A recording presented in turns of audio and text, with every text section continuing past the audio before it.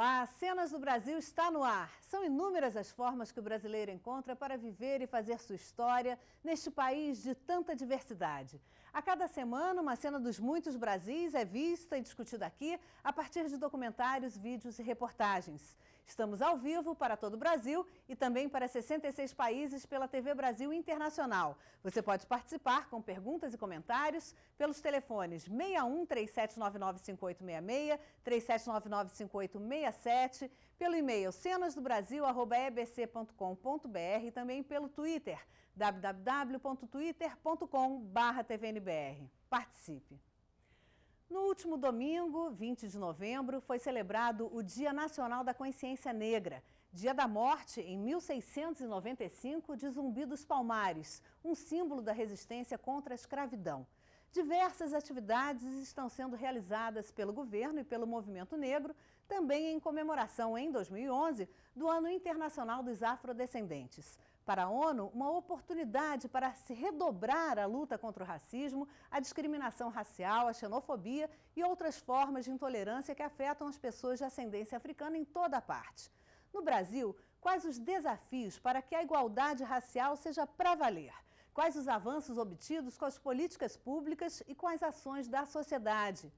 Hoje vamos conversar sobre essas e outras questões após a exibição da primeira parte do documentário Construindo a Igualdade, História da Resistência Negra no Brasil, realizado pelo Centro de Articulação de Populações Marginalizadas, com direção de José Carlos Asberg. São nossos convidados no programa de hoje, Mônica Oliveira, gerente de monitoramento de políticas públicas da Secretaria de Políticas de Ações Afirmativas da CEPIR, que é a Secretaria de Políticas de Promoção da Igualdade Racial, e Nelson Inocêncio, professor da UNB, Universidade de Brasília, e membro da Associação Brasileira de Pesquisadores Negros.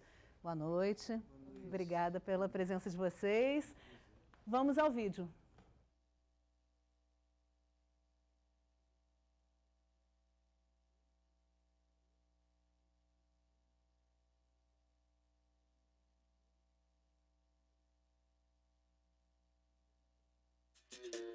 Resistência. Ato ou efeito de resistir. Força que se opõe a outra, que não cede. Oposição ou reação a uma força opressora. Não foi fácil, não é fácil e nunca vai ser fácil. Acho que a gente tem uma diferença muito grande para tirar histórica, social, política, cultural, e só o trabalho mesmo é que vai definir essa linha de chegada. Está acontecendo uma mudança e eu acredito que em muito pouco tempo nós temos outra realidade de justiça racial e de qualidade de vida para essa população que hoje vive marginalizada. Nós não queremos ser melhores do que as pessoas brancas, nós queremos ser iguais e viver em igualdade de condições.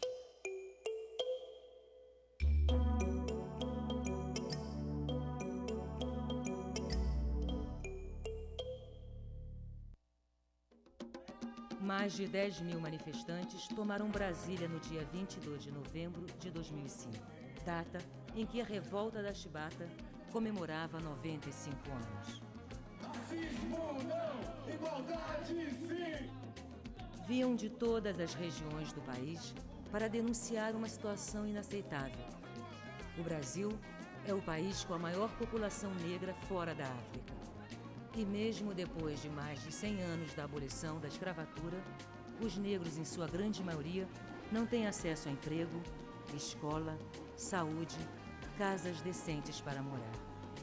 Ganham menos, são discriminados, excluídos e mortos violentamente. Dados da Unesco mostram que dos 550 mil mortos por armas de fogo no Brasil, de 1979 a 2003, 44,1% eram jovens entre 15 e 24 anos.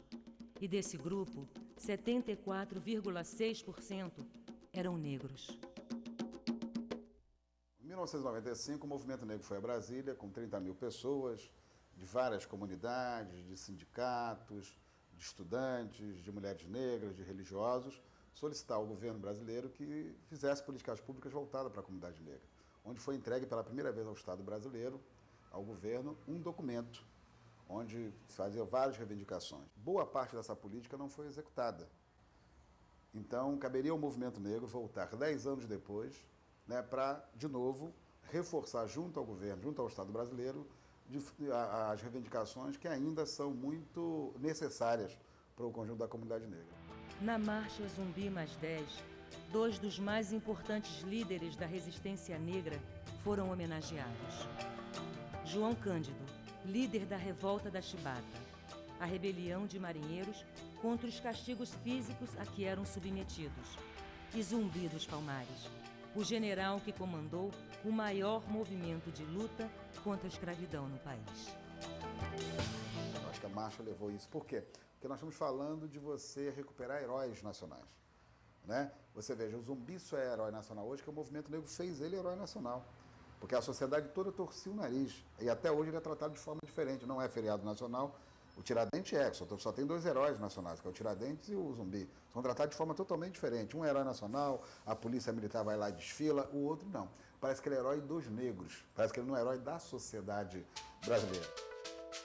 O Quilombo dos Palmares, estado independente, governado por escravos fugidos na Serra da Barriga, atual estado de Alagoas, resistiu durante quase 100 anos, desafiando o exército colonial português. E só foi destruído em 1694, depois de muitas guerras e a mobilização de um grande exército comandado por bandeirantes paulistas. Eles construíram a primeira república nas Américas, que foi o Quilombo dos Palmares. E nós vemos que eles tiveram uma capacidade fabulosa, não somente de se reunir, mas também de se organizar para a guerra. Eles construíram uma economia própria, que não era a monocultura dos colonizadores portugueses. No Quilombo dos Palmares, assim como em tantos outros, não existiam apenas negros escravos fugitivos. Conviviam nesses quilombos homens e mulheres brancos e pobres, indígenas. Então, o quilombo era um espaço que tinha uma convivência interracial muito intensa. Essa questão da convivência entre grupos étnico-raciais diferenciados já se fazia presente no Quilombo dos Palmares. João Cândido liderou a revolta dos marinheiros contra os maus-tratos nos navios da Armada. No dia 22 de novembro de 1910, com um grupo de marujos, tomou o encouraçado Minas Gerais, em protesto contra os castigos brutais sofridos por um companheiro. A revolta, que durou 5 dias, se espalhou pelos navios atracados no porto do Rio. A exigência: o fim das chibatadas. O presidente Hermes da Fonseca, para debelar o movimento, prometeu anistiar os revoltosos e atender às reivindicações. Quanto a gente, eu não sei. Mas a chibata não volta. Isso eu tenho certeza. Mas os líderes foram expulsos da Marinha e presos. João Cândido e seus companheiros amargaram longos anos na prisão e alguns morreram no cárcere. A revolta da chibata foi a primeira reação que houve na República. O Estado brasileiro nunca, por pressão da própria Marinha, nunca reconheceu esse feito de João Cândido, que foi um feito para o conjunto do país. O João Cândido nunca foi anistiado. Então, lembrar, nesse momento onde o governo brasileiro sancionou a história dos afrodescendentes, a história da África no currículo escolar, nada melhor de lembrar essa injustiça que João Cândido sofre até os dias de hoje, não só ele, mas todos os seus familiares, todos os seus descendentes. Em 4 séculos, mais de 3 milhões de negros africanos foram capturados e trazidos para o Brasil como escravos. Vinham principalmente de 2 regiões da África, da região ocidental, onde eram embarcados no forte de São João Batista de Ajudá, no território do atual Benin, e no porto de Lagos, na atual Nigéria. Tinham como destino a cidade de Salvador. Na região sul, saíam do porto de Luanda, em Angola, com destino ao Rio de Janeiro, que distribuía os escravos para o resto do país.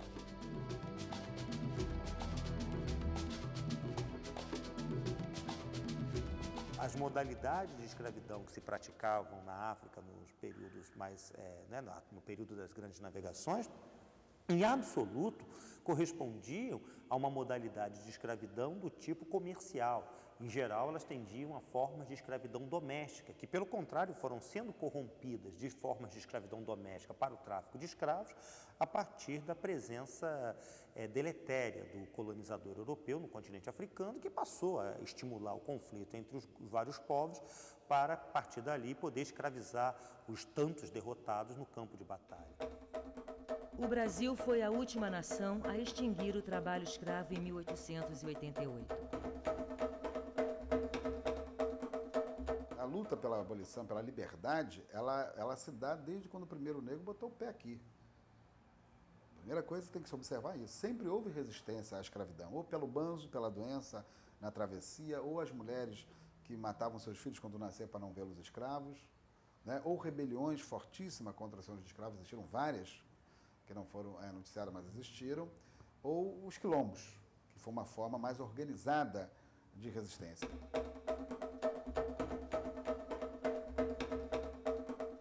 À medida em que a abolição ela se deu sem a presença de reformas sociais que tivessem trazido uma plena incorporação dos descendentes dos escravos à vida republicana, isso transformou a população afrodescendente ou escravizada descendente numa população de segunda classe. A elite brasileira, numa tentativa de impedir com que os ex-escravizados tivessem acesso aos direitos sociais, que naquele momento significaria repartir o poder econômico e político, desenvolveu um conjunto de ideologias que procurava mostrar a inferioridade inata dos negros.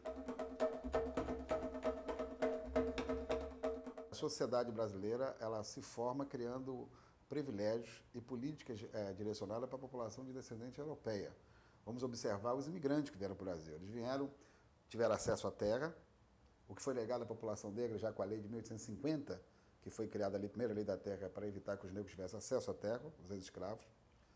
Eles tiveram acesso ao crédito, tiveram acesso à educação, tiveram acesso a todas as possibilidades de sua autopromoção. A abolição foi um arranjo que não resolveu a questão dos ex-escravos. E a situação que vivemos hoje é um reflexo desse momento decisivo desperdiçado. Então acho que a gente está num momento hoje de questionar isso. A gente só vai se reunir no Carnaval, na Copa do Mundo, no futebol de domingo, a gente vai começar a sentar segunda, terça e quarta para discutir coisas relevantes e transformar essa discussão em atitude. Porque além de se discutir, é como a gente vai transformar o que a gente quer, o que a gente pensa, em ação.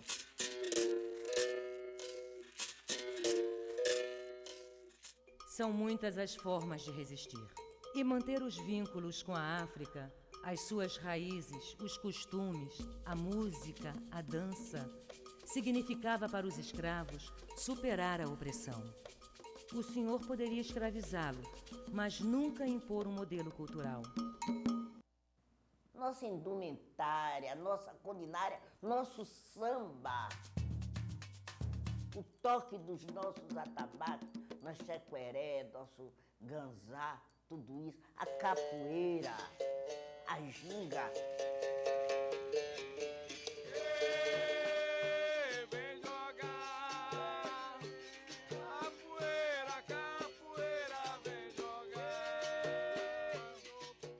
O candomblé foi trazido pelos escravos de origem iorubá de uma região que hoje compreende a Nigéria e o Benin. Aqui restabeleceu elos perdidos, uniu diferentes etnias e conciliou antigos adversários. Não houve aquela, você é banto, você é queto, você é jeje, você é isso, você é tapa, você alçar, vamos nos separar, não. Mas aquele que encontrava um centro de resistência, que era um quilombo, que era uma casa de candomblé, aquele não morria, ele tomava força, ele tinha força para lutar, porque ele ia encontrar a mesma linguagem dele. Quem mais lutou e fez com que as religiões afro, a nossa religião, a nossa verdadeira religião fosse respeitada, foi as mulheres, as casas de candomblé eram mais comandadas por mulher. Qual era a função dela? Passar as rezas, os fundamentos para os filhos e para as suas companheiras. Eu quero morrer com 180 anos. Depois desses 180 anos, quando eu chegar lá no Orum, sair do Aê, da terra, e for para o Orum, que o Olorum disser, quer voltar? Eu digo, quero. Quer ser o que lá embaixo? Quero ser negra, quero ser do candomblé e quero brigar pelo meu povo.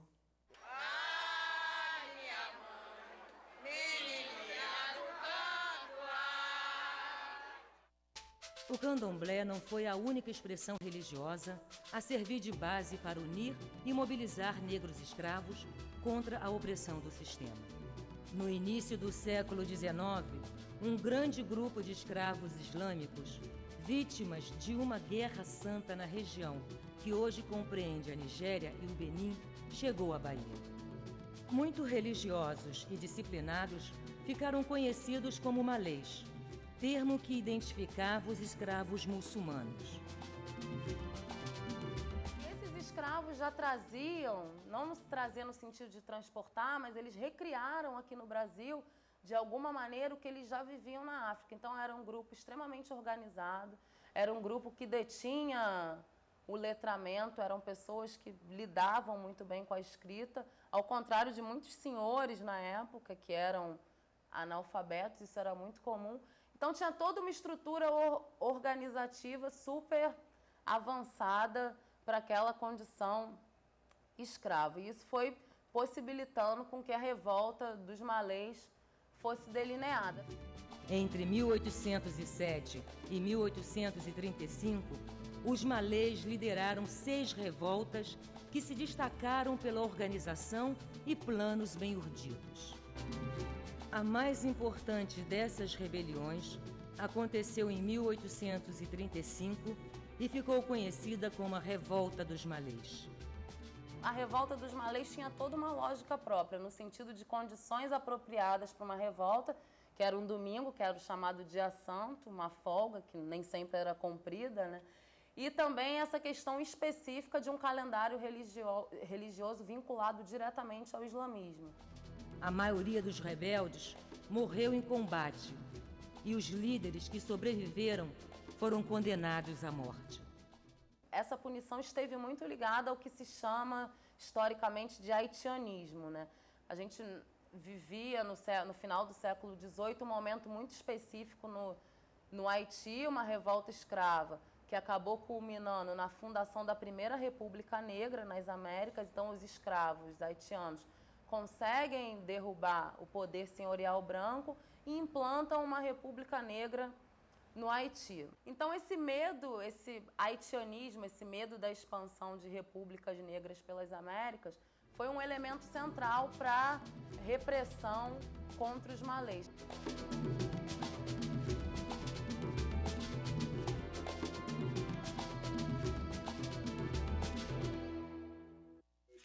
Resistência. Ato ou efeito de resistir. Força que se opõe à outra, que não cede. Oposição ou reação a uma força opressora.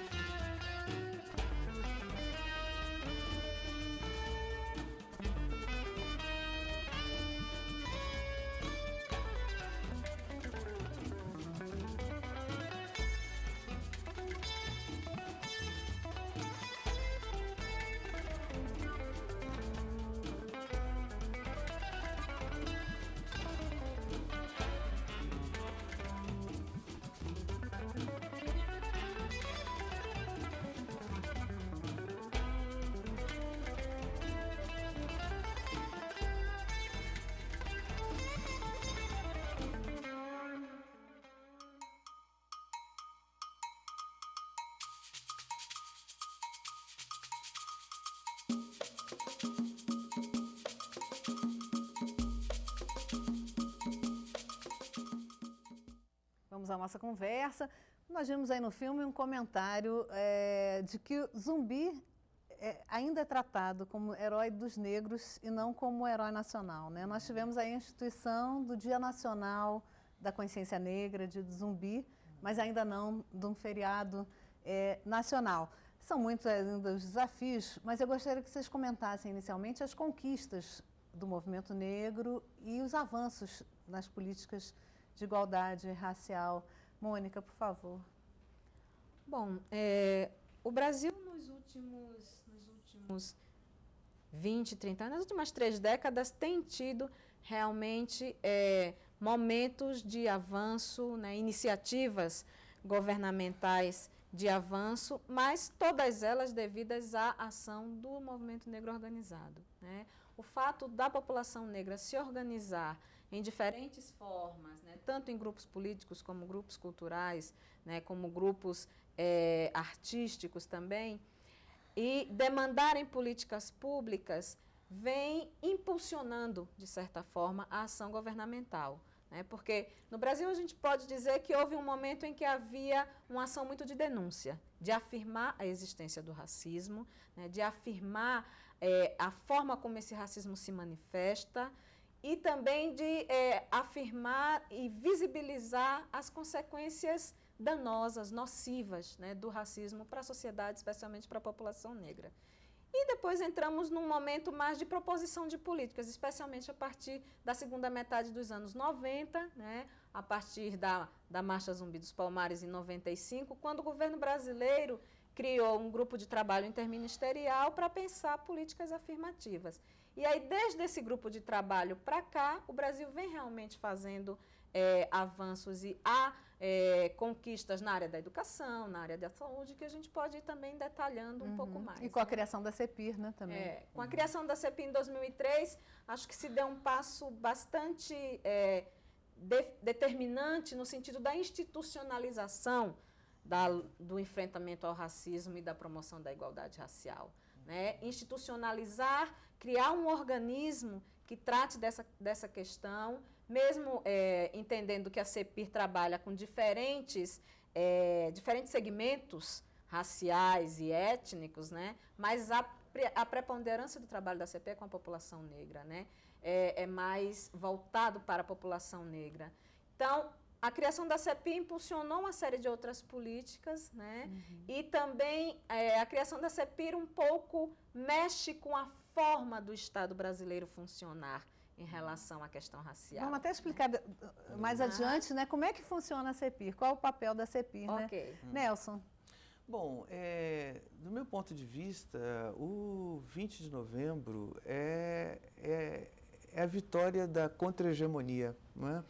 Porque a proposta surge nos anos 70, formulada pelo Grupo Palmares, no Rio Grande do Sul, e a partir deste chamamento, as entidades do movimento negro vão aderindo à ideia de uma data que fosse uma data construída pelo movimento negro organizado, né? Que isso é diferente, obviamente, do 13 de maio, que é uma data oficial, construída na perspectiva de uma oficialidade e, enfim, com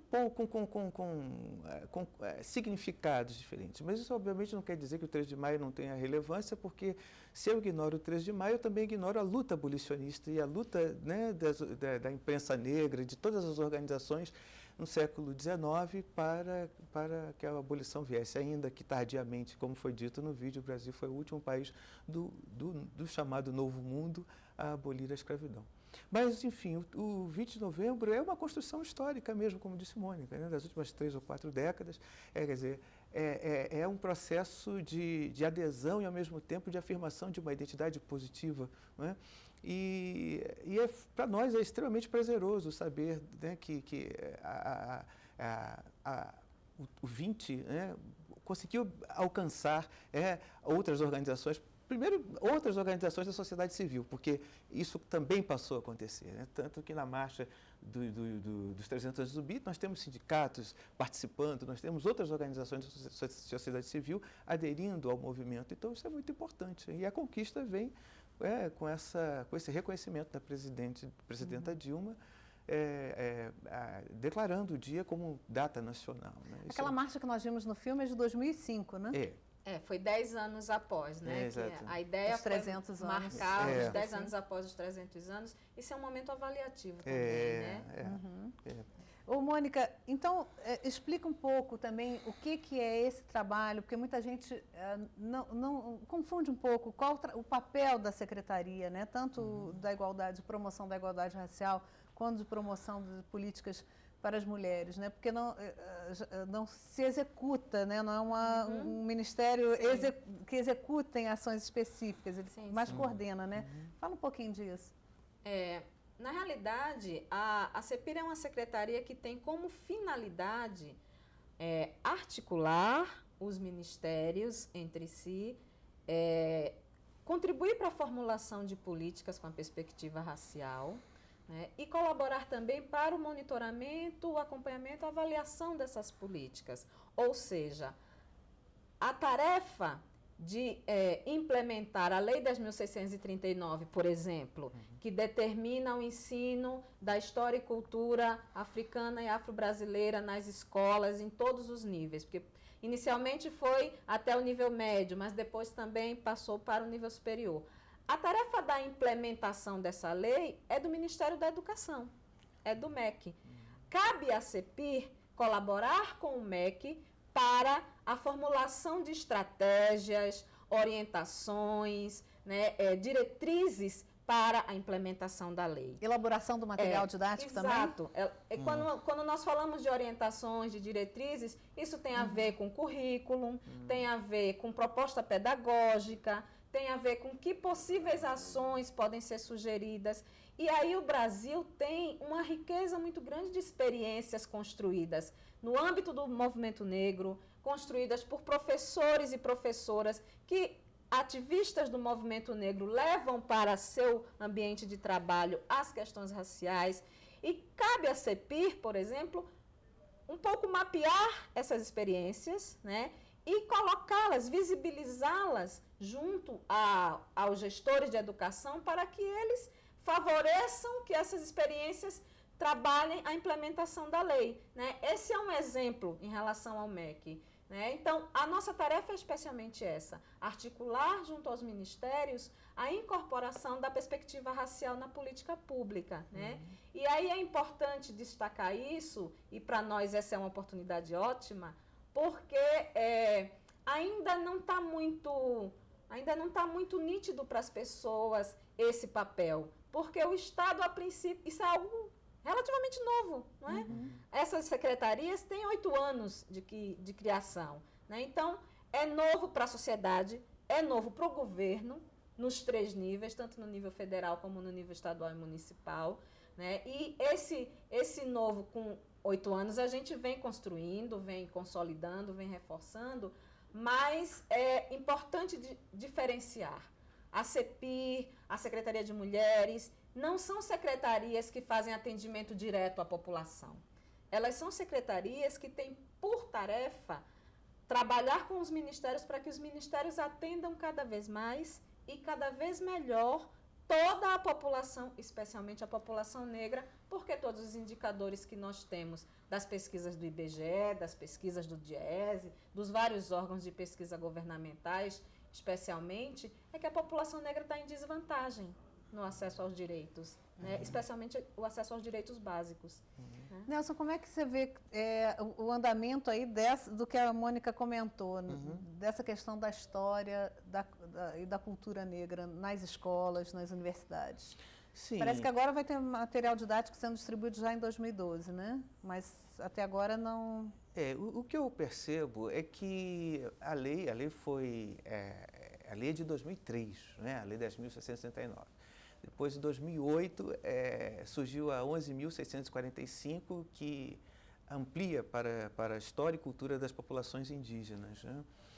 Mas eu, assim como cidadão, eu fico, às vezes, preocupado, porque o texto da lei, por exemplo, ele não delega responsabilidades, de modo que muitas instituições de ensino superior não assumem de maneira efetiva as responsabilidades na formação daqueles futuros docentes que irão trabalhar com a 10.639 ou com a 11.645.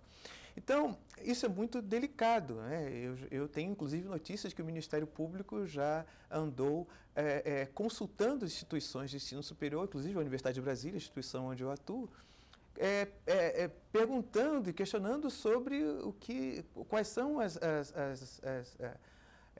o que tem sido feito por essas instituições para garantir. O cumprimento da lei. Óbvio, porque a lei ela não delega, como eu disse, ela não delega. Então, e aí fica uma coisa meio dúbia, né? Porque, quer dizer, dúbia para quem quer. Óbvio que você sabe que se você precisa de implementar determinados conteúdos, você precisa de gente qualificada para trabalhar esses conteúdos. Quem tem feito isso, na verdade, são os núcleos de estudos afro-brasileiros nas diversas universidades estaduais, federais, universidades públicas e algumas instituições privadas de ensino, entendeu? Mas tem sido um esforço, um trabalho hercúleo, porque por mais que os núcleos de estudos afro-brasileiros nas universidades tentem desenvolver cursos de especialização e tudo, a demanda é muito grande. E óbvio que existe uma expectativa que as universidades, as administrações, as reitorias se incumbam de trabalhar de maneira efetiva na formação docente, não é? Então, Mônica, nós vimos no vídeo, né, ali o Abdias Nascimento, né, que foi um grande lutador aí das causas do movimento negro, que tanto lutou pelo Estatuto da Igualdade Racial, né? O que representa esse estatuto e o que agora precisa ser feito para ele ser bem implementado? Olha, o Estatuto da Igualdade Racial, não por acaso, ele tramitou durante 10 anos no Congresso Nacional. E ao longo desses 10 anos ele sofreu várias transformações, né? A proposta inicial apresentada foi sendo negociada ao longo desses 10 anos, mas o que nós temos como resultado, que foi aprovado há um ano atrás, foi aprovado em julho de 2010, né? É uma lei relativamente nova, mas o que nós temos aprovado no Estatuto traz sim avanços, né? Traz possibilidades de irmos adiante nas políticas públicas, né? É importantíssimo trabalhar com a ideia de que há uma legislação que trata de ações afirmativas. O Estatuto tem um capítulo sobre saúde, tem um capítulo sobre educação, tem um capítulo sobre moradia, né? O Estatuto traz uma série de medidas, né? Ele traz uma série de prerrogativas para que os governos implementem ações que impulsionem a melhoria das condições de vida da população negra. Você diz os governos estaduais, municipais e o federal. Exato, porque o Estatuto ele vale para os 3 níveis. E isso é uma coisa muito importante, né? Porque o fato de termos uma lei deve ser valorizado e, especialmente, deve ser cobrado, né? É importante que a população se mantenha atenta à implementação. É importante que a população cobre de nós, né? Governos, gestores públicos, né? Cobre a implementação, né? E o Estatuto também tem sido trabalhado por nós na CEPIR como uma ferramenta para avançar nesse trabalho da articulação com os ministérios. Isso que eu citei na minha fala anterior, né, de que nossa tarefa é articular os ministérios, nossa tarefa é ajudar na proposição de políticas, o Estatuto é um suporte muito importante para isso. Ele é uma ferramenta, né? Tanto que a ministra Luísa Barros criou um grupo de trabalho para construir estratégias para a implementação do Estatuto nos 3 níveis. Porque, sem dúvida, é importante encararmos a realidade de que vários gestores dizem como é que nós podemos tratar da questão racial. Né? Há um nível de demanda dos gestores em relação à CEPIR e em relação a órgãos de promoção da igualdade racial no nível estadual, nos níveis municipais, de como fazer o Estatuto entrar no cotidiano das pessoas. Isso é uma construção, né? Até porque esses órgãos também estão em construção, né? Exatamente. Nessa, eu gostaria também que você comentasse o Estatuto.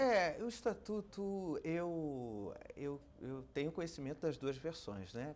A versão anterior, que obviamente era muito mais ampla e muito mais ousada, né? E a versão final, com todos com todas as retaliações que existiram, né? Basta dizer que um dos principais opositores, ou se não o principal opositor dentro do Congresso ao Estatuto, era o relator, né? Então, era uma situação muito delicada. Enfim, hoje se tem um documento aí para ser trabalhado, né? Enfim, eu acho que falar dos antecedentes é também falar das lutas que existiram para que esse estatuto tivesse uma ousadia maior, não é? Mas, enfim, o documento está aí e a gente precisa lidar com ele, saber como trabalhá-lo. Eu também acho que, na verdade, eu entendo que existem leis e existem recursos legais para a gente poder trabalhar o avanço da sociedade, mas existem coisas que também são fundamentais, né? Por exemplo, se a sociedade civil não percebe, né, que é preciso, determinados avanços são necessários, tudo fica muito difícil. Eu acho que há um equívoco muito grande no Brasil. Uma coisa, isso eu estou muito atento a isso. Uma coisa é você ter um sistema democrático que você pode votar, ser votado, né? Você pode eleger os seus representantes. Isso é um processo democrático, mas é diferente, né, do que a gente entende por cultura democrática. Uma cultura democrática é diferente, ela é mais generosa, ela é mais ampla, é muito além dessa falácia, me desculpe, mas eu acho que é uma falácia quando a gente cai naquela visão idílica, aquela visão paradisíaca do Brasil como um lugar que é aberto a todas as diferenças. É óbvio que quando a gente fala das disputas, dos espaços de prestígio e poder, isso não se corrobora. Então, quer dizer, é insustentável essa visão de um Brasil, né, paradisíaco, quando no cotidiano as relações são outras, percebe? Então, eu acho que é óbvio que tem que se pensar o estatuto, tem que se pensar, mas também tem que pensar as formas as estratégias que a gente tem que desenvolver para que a sociedade brasileira perceba que nós nunca fomos isso que nós imaginamos ser como sociedade brasileira. Muito pelo contrário, uma sociedade que se construiu sob o signo da violência, escravidão, e depois uma longa transição de 1888 até o século XXI, uma transição infindável, né? Então, nós temos todos esses problemas. Mudança de pensamento e mudança cultural. Não né? é, entendeu? Vamos comentar mais no próximo bloco. Vamos agora a um rápido intervalo. Você pode participar pelos telefones 61 3799 5866, 3799 5867, pelo e-mail cenasdobrasil@ebc.com.br e também pelo Twitter, www.twitter.com/tvnbr. Nós voltamos já. Estamos de volta com Cenas do Brasil, que hoje fala sobre as políticas de promoção da igualdade racial. Estão aqui comigo Mônica Oliveira, gerente de monitoramento de políticas públicas da Secretaria de Políticas de Ações Afirmativas da CEPIR, Secretaria de Políticas de Promoção da Igualdade Racial, e Nelson Inocêncio, professor da UNB, Universidade de Brasília, e membro da Associação Brasileira de Pesquisadores Negros. Bom, eu gostaria que vocês comentassem um pouco sobre essa campanha da CEPIR, Igualdade é para Valer. Bom, a campanha foi instituída em março desse ano, né? O slogan da campanha é Igualdade Racial é para Valer. E a ideia é, através dessa campanha, que tem uma característica de campanha de gestão, como nós chamamos dentro da CEPIR, a ideia é impulsionar, ampliar o número de ações afirmativas que estão sendo desenvolvidas no país como um todo. Ela é uma campanha bastante ampla, né, e dela tem participado diferentes atores da sociedade. Então, ela é uma campanha que está firmando acordos com empresas públicas como Caixa, como os Correios. É uma campanha que está firmando acordos de cooperação com ministérios como o Ministério da Saúde, como o Ministério da Justiça. É uma campanha que também está aberta a firmar acordos com empresas privadas, com organizações não governamentais. Empresas privadas no sentido da oportunidade de trabalho. Da diversidade. Porque o que significa aderir à campanha Igualdade Racial é para Valer? Quando uma instituição ou governamental ou privada adere à campanha, ela se compromete com uma série de ações que são negociadas durante um período entre a CEPIR e essa instituição e que, de acordo com o perfil da instituição, essas ações são ações de afirmação, né? Afirmação da população negra, oportunidades melhores para a população negra. Por exemplo, com a Caixa, o acordo prevê a inclusão do quesito cor no programa Minha Casa Minha Vida. Né? E isso é fundamental, porque o déficit habitacional do Brasil, 90% do déficit está na população de 0 a 3 salários mínimos. E essa é uma população que mais de 70% dela é população negra. Então, quando a Caixa fecha um acordo conosco de incluir o quesito cor, esta população será mais beneficiada, essa população terá um pouco mais de atenção nesse sentido, né, do programa. E, ao mesmo tempo, tem uma outra ação incluída no acordo da Caixa, que é a divulgação da campanha nos terminais de atendimento, né, de autoatendimento da Caixa no país inteiro. E aí é importante a afirmação do slogan, porque a gente, como o Nelson falou antes, não é simplesmente a lei e nem apenas as políticas públicas que vão nos ajudar a superar o problema do racismo. É fundamental trabalhar a autoestima da pessoa negra, trabalhar a afirmação, a valorização e tal. Então, o slogan da campanha Igualdade Racial é para Valer traz isso também. Quando nós vamos ter a possibilidade de ver nos terminais de autoatendimento da Caixa no Brasil inteiro esse slogan, a igualdade racial é para valer, nós acreditamos que vamos estar reforçando a autoestima da população negra e colaborando para que a população se aproprie também das políticas que estão sendo oferecidas. Né? Nelson, você gostaria de comentar sobre isso? Também a gente poderia fazer um balanço das ações afirmativas que vêm sendo desenvolvidas. Sim, né? O Brasil, na verdade, a gente nós estamos nos nossos primeiros momentos, no nosso primeiro estágio com essas políticas, consequência da Conferência de Durban, né, 2001, a Conferência contra o Racismo, a Discriminação Racial, a Xenofobia e Formas Correlatas de Intolerância. É a partir daí que o Brasil começa a estabelecer suas primeiras ações com esse foco, nessa direção. Mas eu acho que é fundamental, acho que campanhas como essa que tem sido desenvolvida pela CEPIR, eu acho que elas criam impacto, assim como aquela outra campanha, né, onde você esconde o seu racismo, onde você guarda o seu racismo, que pegava as pessoas de surpresa na rua, e isso tinha um efeito muito interessante. Eu penso também que a campanha, nessa relação, ou nesse processo de dialogar com as instituições, eu acho que é fundamental, porque a gente sabe que existe um fenômeno chamado racismo institucional, que é o que corrói as relações de trabalho, inclusive. Né? O funcionalismo público não está livre disso, né? As empresas privadas não estão livres disso. A gente sabe que o tempo inteiro a gente se depara com situações que são assim, que se constituem mesmo em empecilhos para o progresso de trabalhadores, homens e mulheres, negros e negras. Então, acho que é fundamental uma campanha dessa natureza. Bom, nós estamos recebendo perguntas de telespectadores. Darlene, do Rio de Janeiro, pergunta por que a diferença salarial entre negros e brancos continua tão grande e, se for mulher e negra, a coisa fica pior. Bom, como nós já vínhamos conversando antes, o Brasil está tendo avanços em torno da promoção da igualdade racial, sim, mas nós ainda estamos a uma distância significativa da igualdade. Né? Nós ainda não podemos dizer que esse é um país justo racialmente. Nós ainda não podemos dizer que esse é um país em que a riqueza é distribuída de maneira justa e igualitária.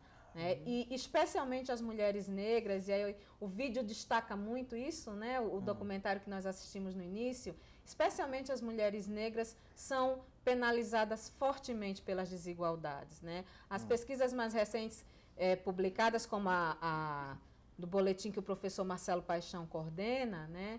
O boletim o boletim do Lazer, da UFRJ, certo? Ele traz um dado que é bastante significativo. Cresceu o salário para brancos, para negros, né? Mas quando desagrega esse dado, cresceu para homens brancos, homens negros, mulheres brancas, mas não cresceu para as mulheres negras. Reduziu-se. E aí essa é uma realidade muito cruel e muito ainda a ser enfrentada, né? É claro que isso está no centro de nossas preocupações, né? O trabalho em torno das demandas, das necessidades, das reivindicações das mulheres negras é uma das prioridades da CEPIR, né? E nós estamos trabalhando junto a outros ministérios nesse sentido. Rubens Costa, de São Paulo, diz: estou assistindo ao programa e lembrei-me de algo ocorrido em minha turma da faculdade, onde uma colega, numa ocasião de discussão, ouviu de outra pessoa sobre o fato dela estar na faculdade por ter tido cotas. Mediante isso, pergunto para os entrevistados se a colocação de cotas em faculdades não é uma forma velada do governo criar mais preconceito com as pessoas de cor negra, criando nos outros justamente a relação de que o negro só está estudando por ter tido cotas e não pela sua capacidade intelectual. Bom, posso responder? Claro, à vontade. Nós nunca tivemos, na verdade, esse é o grande problema do país. As políticas, né, universais, ou tidas como universais, nunca foram universais. Pelo contrário, olha, eu acho que vai ser muito difícil qualquer pessoa entender as políticas de inclusão da população negra se nós não voltarmos ao século XIX, pelo menos, para tentarmos entender o porquê, a razão das políticas públicas focadas na população negra. Se nós tivéssemos acesso, por exemplo, a todo o papel que o Estado desenvolveu no acolhimento de imigrantes europeus, na decisão de qualificar esses imigrantes, porque muita gente acha que essa população veio qualificada, isso é um ledo engano, muitos vieram do campo, da área rural, para as cidades. Tiveram crédito, o bairro do Bexiga é um exemplo disso, assentamentos, filhos tiveram escolarização. Quer dizer, tem toda uma política de acolhimento específica para um segmento. Afirmativa. Óbvio, só que foi no século XIX, a partir do século XIX. Então, as pessoas não entendem que, enquanto isso acontecia, não houve projeto abolicionista capaz de inserir a população negra na vida nacional. Não houve projeto abolicionista capaz de garantir a cidadania da população negra. Então, é preciso entender esses descompassos. Não é a história dos brasileiros, não é a história dos brasileiros e brasileiras pura e simplesmente.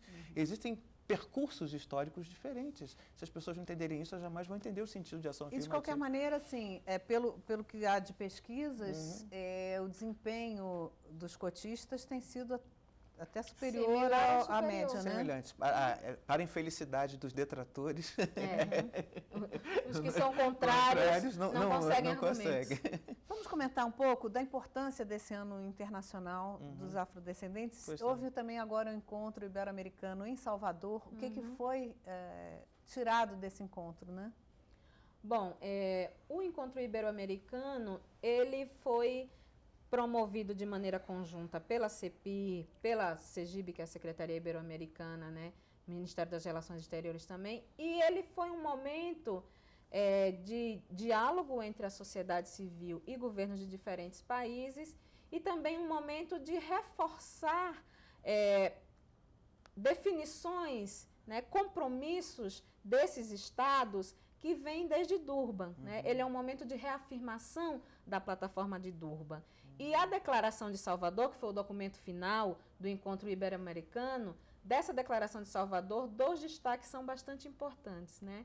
Um primeiro, que é a criação de um fundo ibero-americano para políticas de reparação à população afrodescendente, né? E isso é como se recuperasse uma reivindicação já antiga das organizações negras, né? Essa é algo muito importante, né? O fato de ser aqui no Brasil também denota o quanto o Brasil vem crescendo como referência para o continente latino-americano, como um país que vem implementando políticas de promoção da igualdade racial, né? O Brasil teve um papel-chave no processo da Conferência de Durban, né? No antes, no durante, né? E no depois da Conferência de Durban. E agora, sediando o Ibero-Americano, ele reforçou esse papel, né? Em 2010, o Brasil, por exemplo, teve um desempenho fundamental na reintrodução do quesito cor em censos, processos censitários de outros países da América do Sul. Né? Algo que no Brasil já tem um aprofundamento, já tem um avanço. O Brasil desenvolveu metodologias de pesquisa e desagregação por raça-cor que está sendo colocada à disposição de outros países. Nesse sentido, ele lidera processos, né?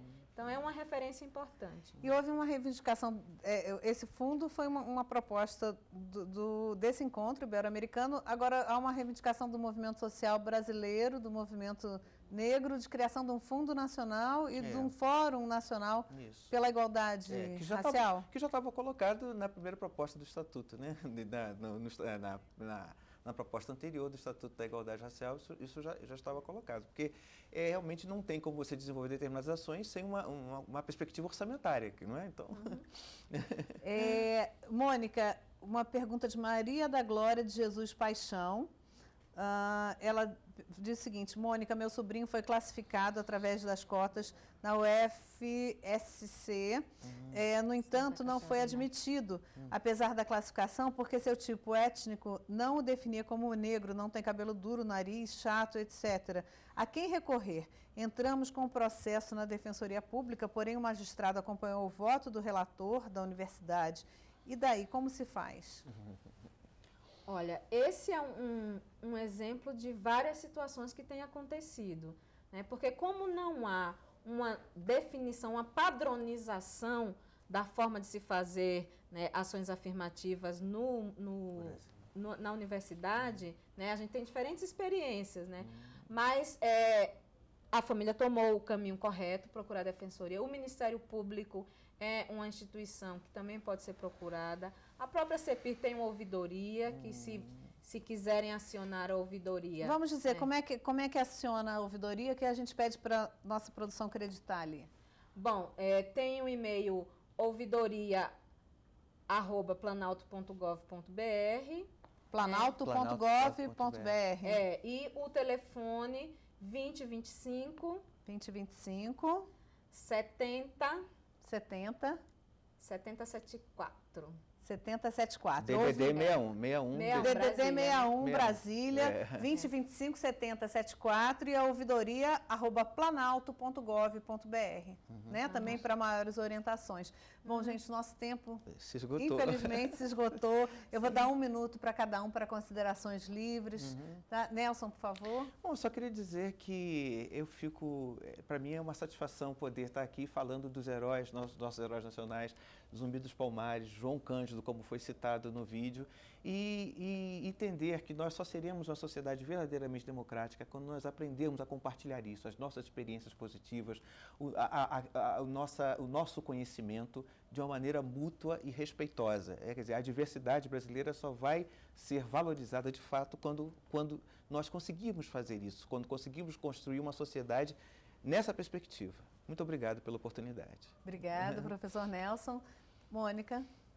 Bom, eu gostaria de trazer algumas palavras da própria ministra Luísa Bairros, né, que recentemente, numa audiência com as comunidades quilombolas, a ministra Luísa Bairros afirmou que nosso maior compromisso enquanto CEPIR é trabalhar não só no mês de novembro, não só no dia 20 de novembro, mas trabalhar diariamente em defesa dos direitos da população negra brasileira, né? E isso é afirmando também que, se conseguirmos resolver o problema do racismo, se conseguirmos superar as desigualdades raciais no Brasil e avançar nas condições de vida da população negra, nós estaremos beneficiando o país como um todo. A ideia não é privilegiar uma população em detrimento da outra. A ideia é que, se o país quer ser um país sem pobreza, se o Brasil quer ser um país desenvolvido, se nós queremos ter um futuro de felicidade para todos e todas, isso não pode se dar numa sociedade racista. Então, esse é o trabalho que nós estamos buscando fazer na CEPIR. Muitíssimo obrigada pela participação de vocês. Eu gostaria de agradecer a participação também do telespectador Alexandro Rodrigues e o Washington André. São 2 telespectadores que as perguntas não chegaram até a gente, que o nosso tempo está se esgotando, mas nós vamos transmiti-las aos nossos convidados. Então, mais uma vez, obrigada. Cenas do Brasil fica por aqui. Hoje falamos sobre as políticas de promoção da igualdade racial. Eu só gostaria de repetir o endereço da ouvidoria @planalto.gov.br ou o telefone 61 20 25 70 74. Agradecemos a presença de nossos convidados, Mônica Oliveira, gerente de monitoramento de políticas públicas da Secretaria de Políticas de Ações Afirmativas da CEPIR, Secretaria de Políticas de Promoção da Igualdade Racial, e Nelson Inocêncio, professor da UNB, Universidade de Brasília, e membro da Associação Brasileira de Pesquisadores Negros. Agradecemos também a sua audiência e a sua participação. Você pode rever os Cenas do Brasil no YouTube, www.youtube.com/tvnbr, e pode continuar mandando sua sugestão para o nosso programa pelo endereço eletrônico cenasdobrasil@ebc.com.br ou pelo Twitter, www.twitter.com/tvnbr. Sua opinião é muito importante para nós. Na semana que vem, novas cenas, novas questões. A gente se encontra. Até lá.